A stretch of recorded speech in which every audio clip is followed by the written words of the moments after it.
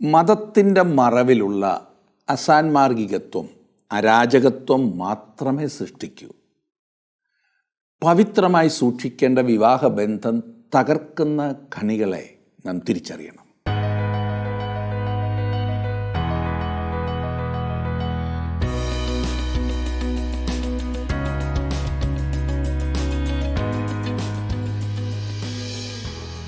ഇന്നത്തെ ജീവസന്ദേശം പരിപാടിയിലേക്ക് എല്ലാവർക്കും സ്വാഗതം. കൊരിന്ത്യ ലേഖനമാണല്ലോ നാം പഠിച്ചുകൊണ്ടിരിക്കുന്നത്. കൊരിന്ത് പട്ടണം അന്നത്തെ കാലത്തെ വഷളത്വത്തിന് പേരുകേട്ട ഒന്നായിരുന്നു. വിശുദ്ധ പൗലോസ് അവിടെ പ്രവർത്തിച്ചതിൻ്റെ ഫലമായി അനേകം ആളുകളെ ക്രിസ്തുമാർഗത്തിലേക്ക് ആകർഷിക്കുവാൻ സാധിച്ചു.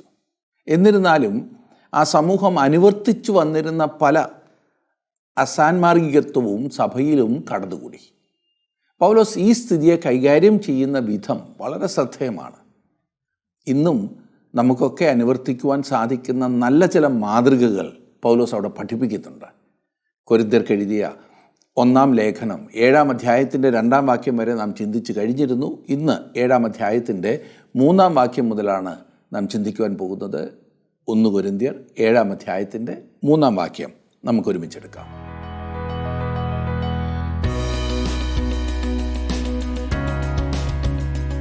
7-ാം അധ്യായത്തിൻ്റെ ആദ്യത്തെ 2 വാക്യങ്ങളിൽ നാം വായിക്കുന്നത്, നിങ്ങൾ എഴുതി അയച്ച സംഗതികളെക്കുറിച്ച് എൻ്റെ അഭിപ്രായം എന്തെന്നാൽ, സ്ത്രീയെ തൊടാതിരിക്കുന്നത് മനുഷ്യന് നല്ലത്. എങ്കിലും ദുർനടപ്പ് നിമിത്തം ഓരോരുത്തരും സ്വന്തം ഭാര്യയും ഓരോരുത്തിക്ക് സ്വന്തം ഭർത്താവും ഉണ്ടായിരിക്കട്ടെ. നാം ആദ്യം കൊരിന്തിനെ മനസ്സിലാക്കണം. ഇതിനു മുൻപ് പല പ്രാവശ്യവും ഞാൻ സൂചിപ്പിച്ചതുപോലെ കൊരിന്തിലെ ഏറ്റവും വലിയ ആകർഷണം അഫ്രഡൈറ്റ് ദേവിയുടെ ക്ഷേത്രമായിരുന്നു. ആ പട്ടണം മുഴുവൻ നിറയ്ക്കത്തക്കവണ്ണമുള്ള ക്ഷേത്രം എന്നാണ് അതറിയപ്പെട്ടിരുന്നത്. മറ്റേതൊരു വിജാതീയ ക്ഷേത്രം പോലെയും തന്നെയായിരുന്നു ഈ ക്ഷേത്രവും. ലൈംഗികത്വമായിരുന്നു അവിടുത്തെ മതം. പതിവ്രത എന്ന് പറയപ്പെട്ടിരുന്ന 1000 കന്യകമാർ ഓരോ സമയത്തും അവിടെ ഉണ്ടായിരുന്നു.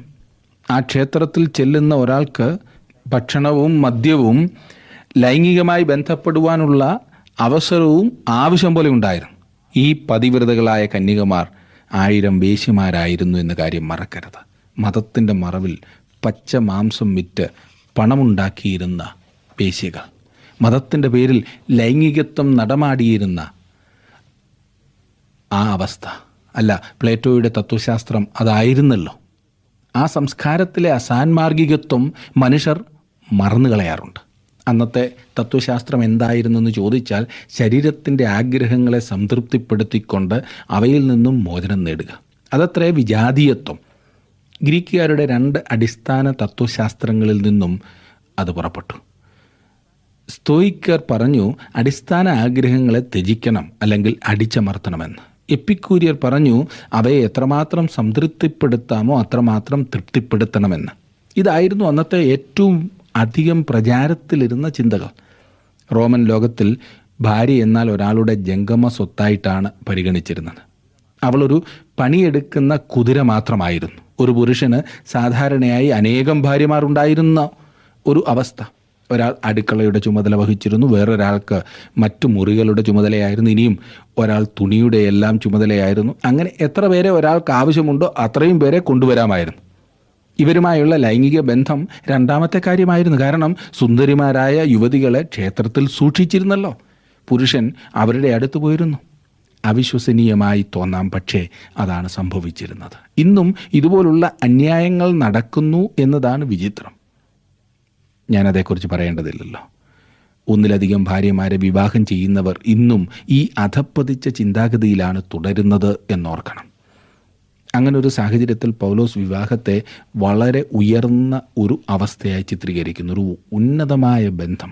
എന്നിട്ട് കൊരിന്ത്യരോട് പറയുന്നത്, അവർ തങ്ങൾക്ക് ചുറ്റുമുള്ളവർ ജീവിക്കുന്നത് പോലെ താണ നിലവാരത്തിൽ കഴിയരുതെന്നത്രേ. ഓരോ പുരുഷനും ഓരോ ഭാര്യയും ഓരോ സ്ത്രീക്കും അവളുടേതായ ഭർത്താവും ഉണ്ടായിരിക്കണം എന്നത്രേ. വിജാതീയ ലോകത്തിലെ അടിമയായി സ്ത്രീയെ കാണുന്നതിൽ നിന്നും റോമൻ ലോകത്തിലെ ഒരു വസ്തുവായി സ്ത്രീയെ കാണുന്നതിൽ നിന്നും പൗലോസ് സ്ത്രീയെ ഉയർത്തി പുരുഷനോട് ചേർത്ത് അവൻ്റെ ജീവിത പങ്കാളി എന്ന അവസ്ഥയിലാക്കി കാട്ടി. അവൾക്ക് അവകാശപ്പെട്ട ആ ശരിയായ സ്ഥാനത്തേക്ക് പൗലോസ് അവളെ യഥാസ്ഥാനപ്പെടുത്തി. കൊരിന്ത് ലേഖനം എഴുതുമ്പോൾ പൗലോസ് എഫെസോസിലായിരുന്നു. എഫെസോസിലും കൊരിന്തിലെ അവസ്ഥ തന്നെയായിരുന്നു. അവിടെ ഡയാന ദേവിയുടെ ക്ഷേത്രത്തിലായിരുന്നു ഈ പറഞ്ഞ കാര്യങ്ങളൊക്കെ. എഫേസ്യർക്കാണ് പൗലോസ് എഴുതിയത്, ഭർത്താക്കന്മാരെ ക്രിസ്തുവും സഭയെ സ്നേഹിച്ചതുപോലെ നിങ്ങളുടെ ഭാര്യമാരെ സ്നേഹിപ്പീനെന്ന്. എഫേസ്യ ലേഖനം പഠിച്ചപ്പോൾ ഈ വിഷയം വളരെ വിശദമായി നാം പഠിച്ചതാണ്. ഇവിടെ ഞാൻ വീണ്ടും അതിന് സമയം വിനിയോഗിക്കുവാൻ ആഗ്രഹിക്കുന്നില്ല. ഭാര്യമാരോട് അനുസരിക്കുവാനല്ല പറഞ്ഞിരിക്കുന്നത്, കീഴടങ്ങിയിരിക്കുവാനാണ്. ദൈവം പുരുഷനെയും സ്ത്രീയെയും എല്ലാ പ്രകാരത്തിലും തമ്മിൽ യോജിക്കുന്നവരായിട്ടാണ് സൃഷ്ടിച്ചിരിക്കുന്നത്. സ്ത്രീയെ തക്ക തുണയായിട്ടാണ് ദൈവം സൃഷ്ടിച്ചത്. അവൾ പുരുഷൻ്റെ ഒരു ഭാഗമാകുന്നു. അവളെ കൂടാതെ പുരുഷൻ അപൂർണനാണ്. അടിമ എന്ന അവസ്ഥയിൽ നിന്നും പൗലോസ് സ്ത്രീയെ ഉയർത്തി പുരുഷൻ്റെ പങ്കാളി എന്ന അവസ്ഥയിലാക്കി വയ്ക്കുന്നു. അടുത്ത വാക്യം ശ്രദ്ധിച്ചാലും, 3-ാം വാക്യം, ഭർത്താവ് ഭാര്യയ്ക്കും ഭാര്യ ഭർത്താവിനും കടംപെട്ടിരിക്കുന്നത് ചെയ്യട്ടെ. അവൾ അവനോട് പ്രതികരിക്കണം. അവളെ സ്നേഹിക്കുന്നു എന്ന് അവൻ ആദ്യം പറയണം, സ്നേഹം പ്രകടിപ്പിക്കണം. 4-ാം വാക്യം, ഭാര്യയുടെ ശരീരത്തിന്മേൽ അവൾക്കല്ല ഭർത്താവിനത്ര അധികാരമുള്ളത്. അങ്ങനെ ഭർത്താവിൻ്റെ ശരീരത്തിന്മേൽ അവനല്ല ഭാര്യയ്ക്കത്ര അധികാരം. അഫ്രഡൈറ്റിൻ്റെ ആ ക്ഷേത്രത്തിലേക്ക് പുരുഷൻ ഓടിപ്പോകരുതെന്നാണ് പറയുന്നത്. ഭാര്യയെ കബളിപ്പിച്ച് അവിഹിത ബന്ധങ്ങളിൽ തുടരുതെന്ന്. അത് പാപമാകുന്നു. സ്നേഹവും ലൈംഗികത്വവും ഭവനത്തിലാണ് ഉണ്ടാകേണ്ടത്. അതത്രേ പൗലോസ് ഇവിടെ പറയുന്നതിൻ്റെ യഥാർത്ഥ അർത്ഥം. വിവാഹത്തിനുള്ള ഒരേ ഒരു ലക്ഷ്യം സ്നേഹം എന്നുള്ളതാണ്, ലൈംഗികത്വമല്ല. പിന്നെയോ സ്നേഹം. വിവാഹത്തിനുള്ള പ്രേരണ അല്ലെങ്കിൽ ആന്തരിക ഉദ്ദേശം പണമാകരുത്, ജോലിയാകരുത്, കുടുംബമാകരുത്, സൗന്ദര്യമാകരുത്. സ്നേഹമെന്ന ഒരു പ്രഥമമായ കാര്യം കഴിഞ്ഞിട്ട് മറ്റെന്തിനും പ്രാധാന്യം കൊടുക്കാവൂ. ഇന്ന് പല ഉദ്ദേശങ്ങളോടെയാണ് വിവാഹം നടക്കുന്നത്, ഇല്ലേ? ഞാൻ പറയാതെ അവയെല്ലാം നിങ്ങൾക്കറിയാമല്ലോ. ഇത്ര ഭംഗിയായി ഈ വിഷയത്തെക്കുറിച്ച് പറയുവാൻ പൗലോസ് തൻ്റെ ജീവിതത്തിൽ ഒരു നല്ല സ്ത്രീയുടെ സ്നേഹം അറിഞ്ഞിരിക്കും എന്നത്രേ ഞാൻ വിശ്വസിക്കുന്നത്. തിരുവചനത്തിലെ മഹാന്മാരായ മിക്ക പുരുഷന്മാരും സ്ത്രീയുടെ സ്നേഹം അറിഞ്ഞവരായിരുന്നു. അവിഹിതമായല്ല എന്നോർപ്പിക്കട്ടെ. ആദാമിനെയും ഹവ്വായെയും നാം കാണുന്നു. യാക്കോബിനെയും റാഹേലിനെയും നാം കാണുന്നു. ബോവസും രൂത്തും ദാവീദും അബീഗയിലും, അങ്ങനെ അനേകം ദൈവപുരുഷന്മാർ. എന്നാൽ അതെല്ലാം ശരിയായിട്ടുള്ള ബന്ധങ്ങൾ തന്നെ ആയിരുന്നു എന്നോർക്കണം. ഏതൊരു വലിയ മനുഷ്യൻ്റെയും പിൻപിലൊരു വലിയ സ്ത്രീ ഉണ്ടായിരിക്കും എന്ന ആ തത്വം. 1-ാം വാക്യത്തിൽ തൊടാതിരിക്കുന്നത് എന്ന് പറഞ്ഞിരിക്കുന്നത് ലൈംഗിക വീഴ്ചയ്ക്കായി തൊടാതിരിക്കുക എന്നാണ് അർത്ഥം. അവിവാഹിത ജീവിതം മേന്മയേറിയത് എന്ന് കാണിക്കുവാനല്ല പൗലോസ് ഇവിടെ ഇങ്ങനെ പറഞ്ഞിരിക്കുന്നത് എന്നോർക്കണം. ചില പ്രത്യേക പരിതസ്ഥിതികളിൽ അത് നല്ലതായിരിക്കാം. വിവാഹ ജീവിതം മോശമായിരുന്നെങ്കിൽ ക്രിസ്തുവും സഭയുമായുള്ള ബന്ധത്തെ പൗലോസ് അതിനോട് സാമ്യപ്പെടുത്തുകയില്ലായിരുന്നല്ലോ. കുടുംബജീവിതം ശരിയാകുന്നുവെങ്കിൽ മറ്റെല്ലാ രംഗത്തും അതിൻ്റെ സ്വാധീനം കാണുവാൻ സാധിക്കും എന്ന കാര്യം നാം എപ്പോഴും ഓർത്തിരിക്കേണ്ടതാണ്. 7-ാം അധ്യായത്തിൻ്റെ 5ഉം 6ഉം വാക്യങ്ങളിലേക്ക് വരുമ്പോൾ നാം കാണുന്നത്, പ്രാർത്ഥനയ്ക്ക് അവസരമുണ്ടാവാൻ ഒരു സമയത്തേക്ക് പരസ്പര സമ്മതത്തോടെ അല്ലാതെ തമ്മിൽ വേർപെട്ടിരിക്കരുത്. നിങ്ങളുടെ അജിതേന്ദ്രിയത്വം നിമിത്തം സാത്താൻ നിങ്ങളെ പരീക്ഷിക്കാതിരിക്കേണ്ടതിന് വീണ്ടും ചേർന്നിരിപ്പീൻ. ഞാൻ ഇത് കൽപ്പനയായിട്ടല്ല, അനുവാദമായിട്ടത്രേ പറയുന്നത്. ഇവിടെ 3 പ്രത്യേക വ്യവസ്ഥകളിൽ ഭാര്യ ഭർത്താക്കന്മാർ കുറേ സമയം പിരിഞ്ഞിരിക്കാൻ അനുവദിക്കുന്നു. പരസ്പര സമ്മതത്തോടെ തൽക്കാലത്തേക്ക് പ്രാർത്ഥനയിൽ ഏകാഗ്രത ഉണ്ടാകുക എന്ന ലക്ഷ്യത്തോടെ. സാത്താൻ്റെ പരീക്ഷയ്ക്ക് വിധേയരായി തിന്മ ചെയ്യാതെ വണ്ണം വീണ്ടും ഭാര്യാഭർത്തൃബന്ധം പുലർത്തിക്കൊള്ളുവീൻ. ദൈവജനത്തെ പരീക്ഷിക്കുവാൻ സാത്താൻ എപ്പോഴും ജാഗരിക്കുന്നു. പൗലോസ് പറയുന്നു, ഇതൊരു കൽപ്പനയല്ല, പിന്നെയോ ഭാര്യയെയോ ഭർത്താവിനെയോ സാത്താൻ പരീക്ഷിച്ച് വീഴിക്കാതിരിക്കുവാൻ നിങ്ങൾ സൂക്ഷിക്കേണ്ട ഒരു നിർദ്ദേശമാകുന്നു എന്ന്. ഭാര്യയും ഭർത്താവും നാളുകളായി അകന്ന് ജീവിക്കുന്ന അനുഭവം നമ്മുടെ നാട്ടിൽ സർവ്വസാധാരണയാണ്. ജോലിക്ക് വേണ്ടി വടക്കേ ഇന്ത്യയിലോ വിദേശത്തോ പോയിരിക്കുന്ന ജീവിത പങ്കാളി, ദാമ്പത്യ ജീവിതത്തിൻ്റെ അനുഗ്രഹം അനുഭവിക്കാതെ പണമുണ്ടാക്കുവാൻ ഓടി നടക്കുന്നവർ വളരെ സൂക്ഷിക്കണം കേട്ടോ. പലരും ഒരു ഗത്യന്തരവുമില്ലാതെ ഈ സ്ഥിതിയിലായിരിക്കുകയാണെന്ന് എനിക്കറിയാം. ആ അവസ്ഥയിൽ നിന്നും വിടുതൽ പ്രാപിക്കുവാൻ പ്രാർത്ഥിക്കുക. ആത്മീക കാര്യങ്ങൾക്കായി പരസ്പരമുള്ള സമ്മതത്തോടെ തൽക്കാലത്തേക്ക് അല്ലാതെ ഭാര്യയും ഭർത്താവും അകന്നിരിക്കുന്നത് ദൈവഹിതമല്ല. ആ കാര്യത്തിൽ ദൈവഹിതം ഇനിയും അന്വേഷിക്കേണ്ടതില്ല കേട്ടോ. പണത്തേക്കാൾ വലുതാണ് ബന്ധം എന്നോർക്കണം. പരീക്ഷയുടെ തീച്ചൂളയിൽ തങ്ങളുടെ ഭാരം ആരോടും പറയുവാൻ സാധിക്കാതെ നട്ടം തിരിയുന്ന ഭാര്യാഭർത്താക്കന്മാർ. പലർക്കും പിന്നെ അങ്ങനൊരു വികാരം ഇപ്പോൾ ഇല്ല എന്ന സ്ഥിതിയിലെത്തിക്കഴിഞ്ഞു. ഉള്ളവർക്ക് തന്നെ തുറന്നു പറയുവാൻ ഒക്കുമോ? നാണക്കേടല്ലേ? എൻ്റെ ഭാര്യയുടെ കൂടെ ജീവിക്കുവാൻ സാധിച്ചിരുന്നെങ്കിൽ എന്ന് ഭർത്താവിനോ, എൻ്റെ ഭർത്താവിൻ്റെ കൂടെ ജീവിക്കുവാൻ സാധിച്ചിരുന്നെങ്കിൽ എന്ന് ഭാര്യയ്ക്കോ പറയുവാൻ സാധിക്കുമോ? നാണക്കേടാണ്. പല ഭവനങ്ങളിലും ഇത് തീരുമാനിക്കുന്നത് അപ്പനും അമ്മയുമാകുന്നു. അവർ കുറേ നാൾ അവിടെയും ഇവിടെയും കിടന്നാൽ എന്താ, പണം വേണ്ടായോ? അതില്ലാതെ വരുമ്പോൾ അറിയാം ബുദ്ധിമുട്ട്. വളരെ സത്യമാണ്. എന്നെ ശ്രദ്ധിക്കുന്ന പ്രിയ സുഹൃത്തെ, ഈ വിഷയത്തിൽ പൗലോസിൻ്റെ നിർദ്ദേശത്തോടെ ചേർന്ന് പോകുവാൻ തീരുമാനമെടുക്കുന്നതാണ് നല്ലത്. അതിനുവേണ്ടി പരിശ്രമിക്കുമ്പോൾ അതിനുള്ള വഴിയുണ്ടാകും. ഒരുപക്ഷെ പല രംഗങ്ങളിലും ഞെരുങ്ങേണ്ടതായി വന്നേക്കാം. വളരെ ഏറെ രംഗങ്ങളിൽ ത്യാഗം ചെയ്യേണ്ടതായി വന്നേക്കാം. എന്നാൽ ജീവിതം അനുഗ്രഹപ്രദമായിരിക്കും എന്ന് മറക്കരുത്. ദൈവമക്കളായവർക്ക് ഈ നിർദ്ദേശം പ്രയോജനം ചെയ്യൂ. വാസ്തവത്തിൽ ദൈവപൈതലായി തീർന്നിട്ടുണ്ടെങ്കിൽ കുടുംബജീവിതം സ്വർഗതുല്യമായിരിക്കും. 7-ാം വാക്യം, സകല മനുഷ്യരും എന്നെപ്പോലെ ആയിരിക്കണം എന്ന് ഞാൻ ഇച്ഛിക്കുന്നു. എങ്കിലും ഒരുവന് ഇങ്ങനെയും ഒരുവന് അങ്ങനെയും താൻ്റെ കൃപാവരം ദൈവം നൽകിയിരിക്കുന്നു. ഇതെഴുതുന്ന സമയത്ത് പൗലോസിന് ഭാര്യ ഉണ്ടായിരുന്നില്ല. അവൻ പുനർവിവാഹം ചെയ്തിരുന്നില്ല. അവൻ യാത്ര ചെയ്തു പോയിരുന്നിടത്തൊക്കെ അവൻ ഭാര്യയെ കൂടെ കൊണ്ടുപോയിരുന്നില്ല. കർത്താവിൻ്റെ വേലയിൽ പൂർണ്ണ ശ്രദ്ധ കേന്ദ്രീകരിക്കത്തക്കവണ്ണം അവിവാഹിതരായി കഴിയുന്ന അനേകരുണ്ട്. അവർ അപ്രകാരത്തിലുള്ള ഒരു ത്യാഗം ചെയ്തിട്ടുണ്ട് എന്ന കാര്യം സത്യമാണ്. ചിലർ പല വർഷങ്ങളിലേക്ക് ആ തീരുമാനം കൈക്കൊണ്ടപ്പോൾ ചിലർ തങ്ങളുടെ ജീവിതകാലം മുഴുവൻ അങ്ങനെ ജീവിക്കുവാൻ തീരുമാനിച്ചു. നമ്മുടെ കർത്താവ് മത്തായിയുടെ സുവിശേഷം 19-ാം അധ്യായത്തിന് 12-ാം വാക്യത്തിൽ പറഞ്ഞിരിക്കുന്നത്, അമ്മയുടെ ഗർഭത്തിൽ നിന്ന് ഷണ്ണന്മാരായി ജനിച്ചവരുണ്ട്, മനുഷ്യർ ഷണ്ണന്മാരാക്കിയ ഷണ്ണന്മാരുമുണ്ട്, സ്വർഗരാജ്യം നിമിത്തം തങ്ങളെ തന്നെ ഷണ്ണന്മാരാക്കിയ ഷണ്ണന്മാരുമുണ്ട്. ചിലർ വിവാഹിതരാകാനും ചിലർ അവിവാഹിതരാകാനും കർത്താവ് വരം നൽകിയിരിക്കുന്നു. വിവാഹം അനുവദിച്ചിരിക്കുന്നു, കൽപ്പിച്ചിട്ടില്ല. ഓരോരുത്തർക്കും താൻ്റെ കൃപാവരം ദൈവം നൽകിയിരിക്കുന്നു. 8ഉം 9ഉം വാക്യങ്ങളിൽ നാം കാണുന്നു, വിവാഹം കഴിയാത്തവരോടും വിധവമാരോടും അവർ എന്നെപ്പോലെ പാർത്തുകൊണ്ടാൽ അവർക്ക് കൊള്ളാമെന്ന് ഞാൻ പറയുന്നു. ജിതേന്ദ്രിയത്വം ഇല്ലെങ്കിലോ അവർ വിവാഹം ചെയ്യട്ടെ. അഴലുന്നതിനേക്കാൾ വിവാഹം ചെയ്യുന്നത് നല്ലത്. അടക്കാൻ കഴിയാത്ത വികാരത്താൽ അലയുന്നതിനേക്കാൾ വിവാഹം കഴിക്കുന്നതാണ് നല്ലത്.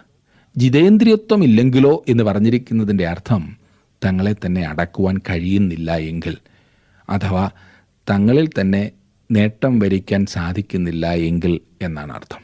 സ്വയം നിയന്ത്രണത്തിന്, ഇന്ദ്രിയ ജയത്തിന് പാടുപെടുന്നവർ എന്ന് ചുരുക്കം. അങ്ങനെയുള്ള ആളുകൾക്ക് ഒരേ ഒരു പരിഹാരം വിവാഹം കഴിക്കുക എന്നതത്രേ. ലൈംഗിക വികാരം ദൈവം മനുഷ്യന് നൽകിയതാകുന്നു എന്ന കാര്യം മറക്കരുത്. വിവാഹബന്ധത്തിനുള്ളിൽ അത് വിശുദ്ധവും ന്യായമായതും നല്ലതുമാണ്. അതിനാൽ വിവാഹം കഴിച്ച് ഈ വികാര സമ്പൂർത്തിക്കായി ശുദ്ധവും ന്യായവുമായൊരു മാർഗം ഉണ്ടാക്കി കൊടുക്കുന്നതാണ് അവിവാഹിതരായി അപകടകരമായ പരീക്ഷയിൽ അഴലുന്നതിനേക്കാൾ നല്ലത്. ഈ വരം ഇല്ലാതെ ഇറങ്ങിത്തിരിച്ചിട്ടുള്ളവർ ദുർനടപ്പിൽ ജീവിക്കുന്നത് നാട്ടിൽ പാട്ടാണല്ലോ. ഒന്ന് നല്ലതും മറ്റേത് മോശവും എന്നുള്ള ആശയത്തിലല്ല. നല്ലത് എന്ന് പറഞ്ഞിരിക്കുന്നത് രണ്ടും നല്ലതാകാം. വികാരത്താൽ കത്തുന്നതിനേക്കാൾ നല്ലതാണ് വിവാഹം കഴിക്കുന്നത്. എന്നാൽ വിവാഹം സാധ്യമല്ല എങ്കിൽ പാപം ചെയ്യുന്നതിനേക്കാൾ നല്ലതാണ് ആയുസ് മുഴുവനും കത്തുന്നത്.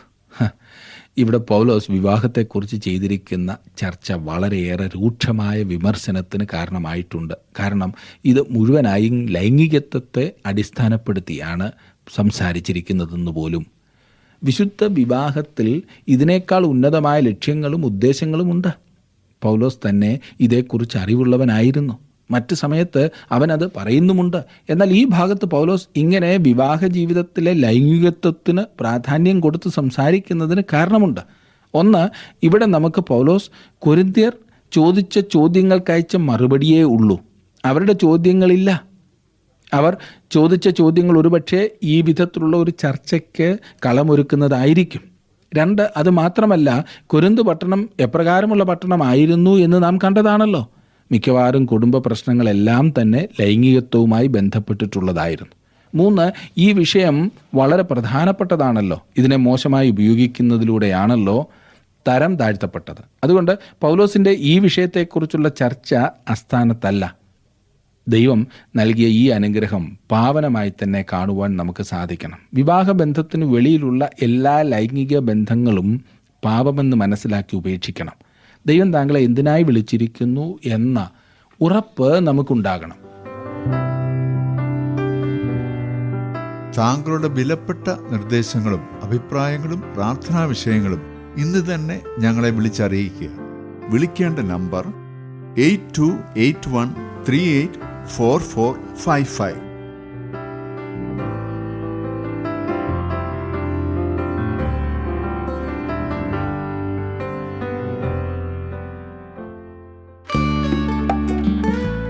ഇന്നത്തെ പ്രോഗ്രാം താങ്കൾക്ക് ഇഷ്ടപ്പെട്ടുവോ? എങ്കിൽ ഉടൻ തന്നെ ഞങ്ങൾക്കൊരു മിസ് കോൾ തരിക. അടുത്ത വിജയി ഒരുപക്ഷെ താങ്കളായിരിക്കാം.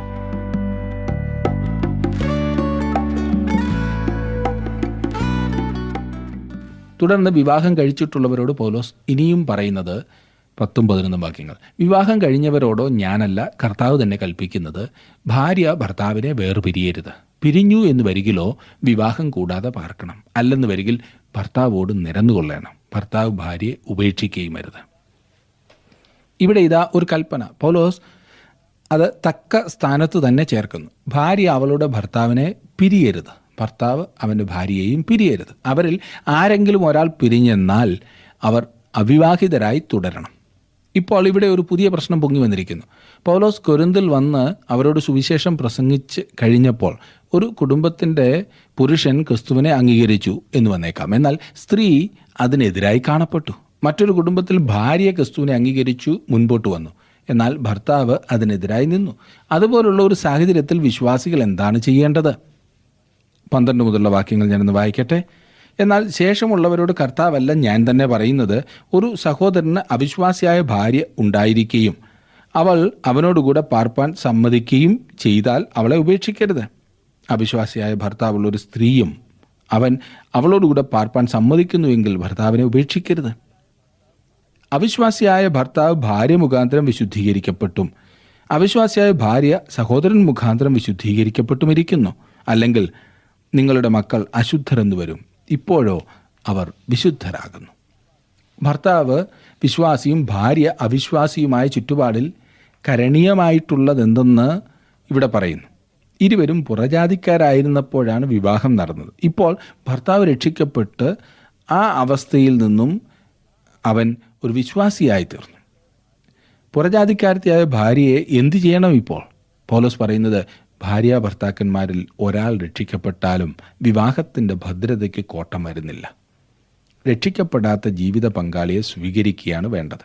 അതേസമയം വിശ്വാസിയും അവിശ്വാസിയും തമ്മിൽ വിവാഹബന്ധത്തിൽ പ്രവേശിക്കുന്നതിനെ ഇത് സാധൂകരിക്കുന്നില്ല. ഇവിടെ വേറൊരു കാര്യം നമുക്ക് കാണുവാൻ സാധിക്കുന്നത്, വിവാഹബന്ധത്തിലായ ഭാര്യയോ ഭർത്താവോ രക്ഷിക്കപ്പെട്ടതല്ലെങ്കിൽ ആ വ്യക്തിയുടെ മനോഭാവത്തെ ആശ്രയിച്ചാണ് അവർ ഒരുമിച്ച് ജീവിക്കണോ വേണ്ടായോ എന്ന് തീരുമാനിക്കേണ്ടത്. ഒരാൾ രക്ഷിക്കപ്പെട്ടു എന്നതുകൊണ്ട് വിവാഹബന്ധത്തിന് അശുദ്ധി സംഭവിക്കുന്നില്ല. അതിനാൽ അത് വേർപെടുത്തേണ്ട ആവശ്യമില്ല. ദൈവപൈതൽ പിരിയാൻ മുൻകൈ എടുക്കരുത് എന്ന് ചുരുക്കം. ഇവിടെ വിശുദ്ധീകരിക്കപ്പെട്ടിരിക്കുന്നു എന്ന് പറഞ്ഞിരിക്കുന്നത് ധാർമ്മികമായോ ആന്തരികമായോ ആത്മികമായോ ഉണ്ടാകുന്ന മാറ്റത്തെയല്ല സൂചിപ്പിക്കുന്നത്. 1 തിമോത്തിയോസ് 4:4-5 വാക്യങ്ങളിൽ ഭക്ഷണം വിശുദ്ധീകരിക്കപ്പെടുന്നതായി പറയുന്നു. ഇത് ഭക്ഷണത്തിന് ആന്തരികമായി ഉണ്ടാകുന്ന പരിവർത്തനം കൊണ്ടല്ല, ദൈവമഹത്വത്തിനായി ഭക്ഷിക്കേണ്ടതിന് വിശ്വാസി ഭക്ഷണത്തെ വേർതിരിക്കുന്നതിനെയാണ്. വിശ്വാസിയായ ഭർത്താവോ ഭാര്യയോ തങ്ങളുടെ ജീവിത പങ്കാളിയുടെ മേൽ ആത്മികമായ ഒരു സ്വാധീനം ചെലുത്താൻ മുഖാന്തരം ആക്കുന്നതാണ് വിശുദ്ധീകരിക്കപ്പെടുന്നു എന്നിവിടെ പറയുന്നതിൻ്റെ അർത്ഥം. ഒരാത്മിക വലയത്തിലാകെയും ആയത് രക്ഷയിലേക്ക് നടത്തുകയും ചെയ്തു എന്ന് വരാം. ഇതേ സ്വാധീനത മക്കളുടെ മേലും വരുന്നു. വിവാഹബന്ധത്തിന് അശുദ്ധി സംഭവിക്കാത്തതിനാൽ അതിൽ ജനിക്കുന്ന സന്തതികളും നിയമദൃഷ്ട്യാ അംഗീകാരയോഗ്യരാണ്. 15 വാക്യം നോക്കിക്കാട്ടെ. അവിശ്വാസി വേർപിരിയുന്നു എങ്കിൽ പിരിയട്ടെ. ഈ വകയിൽ സഹോദരനോ സഹോദരിയോ ബദ്ധരായിരിക്കുന്നില്ല, എന്നാൽ സമാധാനത്തിൽ ജീവിപ്പാൻ ദൈവം നമ്മെ വിളിച്ചിരിക്കുന്നു. അവിശ്വാസിയായ ജീവിത പങ്കാളി വിവാഹമോചനം നേടുന്നുവെങ്കിൽ അതൊരു കാര്യം. അങ്ങനെ വരുമ്പോൾ വിശ്വാസി സ്വതന്ത്രനാകും. തുടർന്നുള്ള ചോദ്യം, അങ്ങനെ അവിശ്വാസിയായ പങ്കാളി ഉപേക്ഷിച്ച വിശ്വാസിക്ക് രണ്ടാമത് വിവാഹം ചെയ്യാമോ എന്നാണ്. ഞാൻ വിശ്വസിക്കുന്നത് ചില പ്രത്യേക സാഹചര്യങ്ങളിൽ പൗലോസ് അതിന് അനുവദിക്കുമായിരുന്നു എന്നത്രേ. ഇന്നും അതുപോലുള്ള സാഹചര്യത്തിൽ കർക്കശമായ ഒരു നിയമം കൊണ്ടുവരുവാൻ സാധിക്കും എന്ന് ഞാൻ കരുതുന്നില്ല. ഓരോ സന്ദർഭവും അതിൻ്റെ പശ്ചാത്തലത്തിൽ കാണേണ്ടതാണ്. ഇതുപോലൊരു അനുവാദം വിശ്വാസികൾ പോലും തെറ്റായി ഉപയോഗിച്ചു എന്ന് വന്നേക്കാം. അതിനുള്ള ഇടം കൊടുക്കാതെ വേണം ഇത് കൈകാര്യം ചെയ്യേണ്ടത്. 16-ാം വാക്യം, സ്ത്രീയെ, നീ ഭർത്താവിന് രക്ഷ വരുത്തുമെന്ന് നിനക്ക് എങ്ങനെ അറിയാം? പുരുഷ, നീ ഭാര്യയ്ക്ക് രക്ഷ വരുത്തും എന്ന് നിനക്ക് എങ്ങനെ അറിയാം? ഇതായിരിക്കണം ഭാര്യയുടെ ലക്ഷ്യം. രക്ഷിക്കപ്പെടാത്ത ഭർത്താവുള്ള അനേകം സഹോദരിമാരെ എനിക്കറിയാം. അവർ തങ്ങളുടെ പ്രിയപ്പെട്ടവരെ രക്ഷയിലേക്ക് നയിക്കുവാൻ ശ്രമിക്കുന്നു, പ്രാർത്ഥിക്കുന്നു. രക്ഷിക്കപ്പെടാത്ത ഭാര്യയുള്ള ഭർത്താക്കന്മാരുടെയും ലക്ഷ്യം ഈ പറഞ്ഞതായിരിക്കണം. അവരുടെ ജീവിതത്തിലെ പരമോന്നത ലക്ഷ്യം തൻ്റെ ജീവിത പങ്കാളിയെ രക്ഷയിലേക്ക് നയിക്കുന്നതായിരിക്കണം. 17-ാം വാക്യം, എന്നാൽ ഓരോരുത്തന് കർത്താവ് വിഭാഗിച്ചു കൊടുത്തതുപോലെയും ഓരോരുത്തനെ ദൈവം വിളിച്ചതുപോലെയും അവനവൻ നടക്കട്ടെ. ഇങ്ങനെയാകുന്നു ഞാൻ സകല സഭകളിലും ആജ്ഞാപിക്കുന്നത്. തങ്ങൾ ആയിരിക്കുന്ന സാഹചര്യത്തിൽ ആയിരിക്കാനാകുന്നു പൗലോസ് ജനങ്ങളെ ഉപദേശിക്കുന്നത്. സുവിശേഷം കേട്ട് അംഗീകരിച്ചതിന് ശേഷം അവർ വിവാഹബന്ധം വേർപെടുത്തി വെളിയിൽ വരരുത്. അവിശ്വാസിയായ പങ്കാളി സമ്മതിക്കുന്നുവെങ്കിൽ അവർ വിവാഹബന്ധത്തിൽ തുടരേണ്ടതുണ്ട്. അതത്ര എല്ലാം കൊണ്ടും നല്ലത്. 18 മുതലുള്ള വാക്യങ്ങൾ, ഒരുത്തൻ പരിച്ഛേദനയോടോ വിളിക്കപ്പെട്ടുവോ? അഗ്രചർമ്മം വരുത്തരുത്. ഒരുത്തൻ അഗ്രചർമ്മത്തോടെ വിളിക്കപ്പെട്ടുവോ? പരിച്ഛേദന ഏൽക്കരുത്. പരിച്ഛേദന ഒന്നുമില്ല, അഗ്രചർമ്മവും ഒന്നുമില്ല. ദൈവകൽപ്പന പ്രമാണിക്കുന്നത് അത്രേ കാര്യം. ഒരുത്തൻ വിളിക്കപ്പെട്ട സ്ഥിതിയിൽ തന്നെ വസിച്ചു കൊള്ളട്ടെ. ഈ പ്രമാണത്തിൻ്റെ പ്രായോഗിക വശം പൗലോസ് ഇവിടെ വിശദീകരിക്കുന്നു. ജീവിതത്തിലെ മറ്റു ബന്ധങ്ങൾക്കും ഇത് ബാധകമാക്കാവുന്നതാണ്. ഉദാഹരണത്തിന്, താങ്കൾ രക്ഷിക്കപ്പെടുന്ന സമയത്ത് പരിച്ഛേദനക്കാരുടെ കൂട്ടത്തിലുള്ളവനായിരുന്നെങ്കിൽ, അല്ലെങ്കിൽ ഒരു ഇസ്രായേല്യൻ ആയിരുന്നെങ്കിൽ, ഒരു യഹൂദേതരൻ ആകുവാൻ തുനിയരുത്. ഒരു യഹൂദേതരൻ ആകുന്നു എങ്കിൽ ഒരു ഇസ്രായേല്യൻ ആകുവാനും ശ്രമിക്കരുത്. പരിച്ഛേദനയോ അഗ്രചർമ്മമോ ഒരു പ്രശ്നമല്ല. അതല്ല പ്രധാനപ്പെട്ട സംഗതി. ക്രിസ്തുവിനോടുള്ള അനുസരണമാകുന്നു പ്രധാനപ്പെട്ട വിഷയം. ഇസ്രായേലിനും അല്ലാത്തവനും ക്രിസ്തുവിൽ ഒന്നത്രേ. ഞാൻ ഇനിയും പറയുവാൻ പോകുന്നതിനോട് പലരും വിയോജിപ്പ് പ്രകടിപ്പിച്ചു എന്ന് വന്നേക്കാം. ഇവിടെ പൗലോസ് പറയുന്നത് എന്തെന്നാൽ, താങ്കൾ ക്രിസ്തുവിനെ കണ്ടെത്തിയ അവസ്ഥ ഏതോ അവിടെ തന്നെ തുടരുക എന്നത്രേ. എന്ന് പറഞ്ഞാൽ പാപത്തിൽ തുടരുവാനല്ല കേട്ടോ, ദൈവനാമ മഹത്വത്തിനോ ആത്മിക വളർച്ചയ്ക്കോ സഹായിക്കാത്ത അവസ്ഥയിലും തുടരണമെന്നല്ല. പിന്നെയോ ഈ കാര്യത്തിൽ ഒരു പ്രയോജനവും ചെയ്യാത്തതൊക്കെ മാറ്റണം എന്ന് ശഠിക്കരുതെന്ന്. ഉദാഹരണത്തിന്, ഒരു വ്യക്തി ക്രിസ്തുവിനെ കണ്ടെത്തിയാൽ ഉടനെ പേര് മാറ്റണം എന്ന് ശഠിക്കുന്നത് കൊണ്ട് എന്താണ് വിശേഷം? ചില ഉപാധികൾ പറഞ്ഞ് നമുക്ക് ഫലിപ്പിക്കുവാൻ സാധിച്ചെന്ന് വന്നേക്കാം. ചില നല്ല ബിസിനസ്സുകാർ കർത്താവിനെ കണ്ടുമുട്ടിയപ്പോൾ ആദ്യം എന്നോട് വന്ന് പറഞ്ഞു, തങ്ങളുടെ ബിസിനസ് പൂട്ടിയിട്ട് പൂർണ്ണ സമയ സുവിശേഷ വിലയ്ക്ക് ഇറങ്ങുവാൻ പോവുകയാണെന്ന്. അതിന് വിളിയുണ്ടെങ്കിൽ അത് ചെയ്യട്ടെ, നല്ല കാര്യം. എന്നാൽ ഇദ്ദേഹത്തിന് ദൈവം നൽകിയിരിക്കുന്ന വരം ഒരു ബിസിനസ്സുകാരനായിരിക്കുവാനാകുന്നു എങ്കിൽ അതിൽ തുടരുന്നതല്ലേ നല്ലത്? അവിടുത്തെ വിജയം കൂടുതൽ സുവിശേഷകരെ അയക്കുവാൻ താങ്കളെ സഹായിക്കില്ലേ? വിളി ദൈവത്തിൻ്റെതാണ്, ക്രിസ്തുയേശുവിൽ രക്ഷയ്ക്കായിട്ടുള്ളതാണ്. ഏതവസ്ഥയിലിരിക്കുമ്പോഴാണ് വിളി വന്നത്, ആ നിലയിൽ തുടരുക. ഏതവസ്ഥയിലും ദൈവത്തോടുള്ള അനുസരണമാകുന്നു പ്രധാനപ്പെട്ടത്. 21ഉം 22ഉം വാക്യങ്ങളിലേക്ക് നാം വരുമ്പോൾ അവിടെ വായിക്കുന്നത്, നീ ദാസനായി വിളിക്കപ്പെട്ടുവോ? വ്യസനിക്കരുത്. സ്വതന്ത്രനാകുവാൻ കഴിയുമെങ്കിലും അതിൽ തന്നെ ഇരുന്നു കൊള്ളുക. ദാസനായി കർത്താവിൽ വിളിക്കപ്പെട്ടവൻ കർത്താവിൻ്റെ സ്വതന്ത്രൻ ആകുന്നു.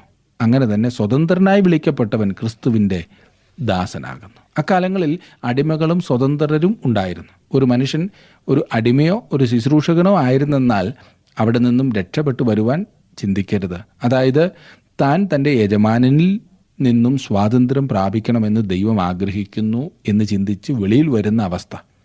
പല ഭവനങ്ങളിലും ഭർത്താക്കന്മാർ കർത്താവിൻ്റെ ഭാഗത്തേക്ക് കടന്നു വരാത്തത് ഭാര്യമാരുടെ തെറ്റായ ചിന്താഗതിയാണ്. രക്ഷിക്കപ്പെട്ട് കഴിഞ്ഞാൽ പിന്നെ സ്വന്തം വീട്ടിലെ കാര്യങ്ങളൊക്കെ എങ്ങനെങ്കിലും ആകട്ടെ, തങ്ങൾ എത്രയേറെ പ്രാർത്ഥനയ്ക്കും കൂട്ടത്തിനും പോകാമോ അതാണ് ദൈവം ആഗ്രഹിക്കുന്നത് എന്ന ചിന്ത. എന്നെ കേൾക്കുന്ന പ്രിയ സഹോദരിമാർ, ആരെങ്കിലും അങ്ങനെ ചിന്തിക്കുന്നുവെങ്കിൽ അത് തെറ്റാണ് എന്ന് ഞാൻ പറയട്ടെ. നിങ്ങൾക്കൊരു കുടുംബം തന്നത് ദൈവമാണ്. അതിനെ തകർക്കാൻ ഒരു കാരണവശാലും നിങ്ങളെ ദൈവം അനുവദിക്കുന്നില്ല. ഇപ്പോൾ നിങ്ങൾക്ക് എങ്ങും പോകുവാൻ സ്വാതന്ത്ര്യമില്ലെങ്കിലും സ്വാതന്ത്ര്യം കിട്ടുന്നതുവരെ ആ കുടുംബത്തിൻ്റെ അന്തരീക്ഷത്തിൽ ഒരു നല്ല ഭാര്യയായി, നല്ല മാതാവായി, ദൈവപൈതലായി പ്രവർത്തിക്കൂ. ദൈവമാകുന്നു നിങ്ങളെ തിരഞ്ഞെടുത്തിരിക്കുന്നത് എന്നോർക്കണം. നിങ്ങൾക്ക് ചെയ്യുവാൻ സാധിക്കുന്ന ഏറ്റവും നല്ല സുവിശേഷ വേല സ്വന്തം കുടുംബത്തിലാണ്. കുടുംബത്തെ നേടാതെ ലോകം മുഴുവൻ നേടിയാൽ എന്താണ് വിശേഷം? അതുകൊണ്ട് ആ ഭവനത്തിൻ്റെ അന്തരീക്ഷത്തിൽ നിന്നുകൊണ്ട് കർത്താവിൽ ആശ്രയിക്കുക, അവനോട് പ്രാർത്ഥിക്കുക. 23 വാക്യത്തിൽ നാം വായിക്കുന്നു, നിങ്ങളെ വിലയ്ക്ക് വാങ്ങിയിരിക്കുന്നു, മനുഷ്യർക്ക് ദാസന്മാരാകരുത്. ക്രിസ്തുവിൻ്റെ രക്തത്താൽ നിങ്ങളെ വീണ്ടെടുത്തിരിക്കുന്നു. ഇപ്പോൾ ഇനിയും ആർക്കെങ്കിലും അടിമയായിരിക്കരുത്. ഇതുവരെ പറഞ്ഞു വന്നതിൽ നിന്നും വ്യത്യസ്തമായി തോന്നുന്നു. 24 വാക്യം, സഹോദരന്മാരെ, ഓരോരുത്തൻ വിളിക്കപ്പെട്ട സ്ഥിതിയിൽ തന്നെ ദൈവസന്നിധിയിൽ വസിക്കട്ടെ. ഇതത്ര ഏറ്റവും പ്രധാനപ്പെട്ട പരിഗണന. ഒരു വ്യക്തി രക്ഷിക്കപ്പെട്ട അവസ്ഥയിൽ, താൻ രക്ഷിക്കപ്പെട്ട അവസരത്തിൽ ഏതൊരു സാഹചര്യത്തിലായിരുന്നുവോ, എന്ത് ചെയ്തുകൊണ്ടിരുന്നുവോ ആ സ്ഥിതിയിൽ ദൈവത്തോടുള്ള ബന്ധം ശരിയായ വിധത്തിൽ പുലർത്തിക്കൊണ്ട് തുടരുവാൻ ശ്രമിക്കുക. എന്നുകൊണ്ട് തെറ്റ് ചെയ്യണമെന്നല്ല. ഒന്നാമത്തെ സ്ഥാനം ദൈവത്തിന് തന്നെ നൽകണം. ദൈവസന്നിധിയിൽ വസിക്കട്ടെ. രക്ഷിക്കപ്പെട്ട വ്യക്തിയുടെ സാഹചര്യം ദൈവത്തിന് ഒന്നാമത്തെ സ്ഥാനം കൊടുക്കുവാൻ അനുവദിക്കാത്തതാണെങ്കിൽ ആ വ്യക്തി സാഹചര്യം മാറ്റണം. അതത്രേ അവിടുത്തെ അർത്ഥം. ദൈവത്തെ പ്രസാദിപ്പിക്കാൻ കഴിയാത്ത സാഹചര്യത്തിൽ എപ്പോൾ നാം എത്തിയാലും സാഹചര്യം മാറ്റുന്നതാണ് നല്ലത് എന്ന് നാം കേട്ടു. അത് മാത്രമേ സഹായകമാകുകയുള്ളൂ. ഇന്നത്തെ നാം പഠിച്ച ഈ പഠനത്തിലൂടെ നിങ്ങൾക്ക് അത് വ്യക്തമായി എന്ന് ഞാൻ വിശ്വസിക്കട്ടെ. ദൈവവചനം അനുസരിച്ച് ജീവിപ്പാൻ നമ്മെ സഹായിക്കുന്നതാണ് ഈ പഠനങ്ങളെന്ന് ഇതിനോടകം നിങ്ങൾക്ക് മനസ്സിലായല്ലോ. അതുകൊണ്ട് പരമാവധി പ്രയോജനപ്പെടുത്തുക. ദൈവം നിങ്ങളെ അനുഗ്രഹിക്കട്ടെ. നമുക്ക് വീണ്ടും വേറൊരു ക്ലാസ്സിൽ ഒരുമിച്ച് കാണാം. അതുവരെ ദൈവം നിങ്ങളോട് കൂടെ ഇരിക്കട്ടെ.